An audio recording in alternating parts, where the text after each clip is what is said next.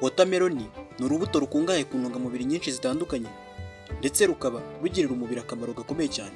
Uru rubuto rero rumaze kwamamara cyane, rukaba rushobora kuribwa mu buryo butandukanye nko kuba warushyira kuri salade ndetse ukaba wanarurya rwonyine. Abantu benshi bakunze kurya uru rubuto nyamara ntibazi akamaro rugirira imibiri yabo. Nk'uko tubikesha ikinyamakuru cyandika ku buzima bita El Crema, mu nkuru bahaye umutwe ugira uti 4 reasons you should eat more watermelons. Tugiye kurebera hamwe impamvu enye ku by'urubuto rwa watermelon bifitiye akamaro ku buzima bwacu. Impamvu ya mbere, watermelon ikungahaye kuri vitamini zitandukanye. Watermelon ikungahaye cyane kuri vitamini A. Iyi vitamini ifasha cyane amaso gukora neza. Vitamini C iyo izamura ubudahangarwa bw'umubiri, ikarinda uturemangingo kwangirika. Ifasha amenyo kumera neza ndetse igafasha imvune gukira vuba, ndetse na vitamini B6 ifasha cyane ubwonko gukora neza. Umumaro wa kabiri, watermelon irinda indwara z'umutima ndetse na kanseri ya prostate. Watermelon ikungahaye ku kinyabutabire bita lycopene.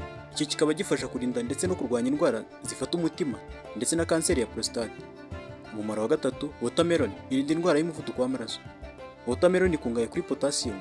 Iyi rero ifasha kuringaniza umuvuduko w'amaraso ndetse igafasha imikaya y'umubiri ndetse n'imyakura nerves gukora neza. Umumaro wa kane, watermelon ifasha imitsi y'amaraso gukora neza.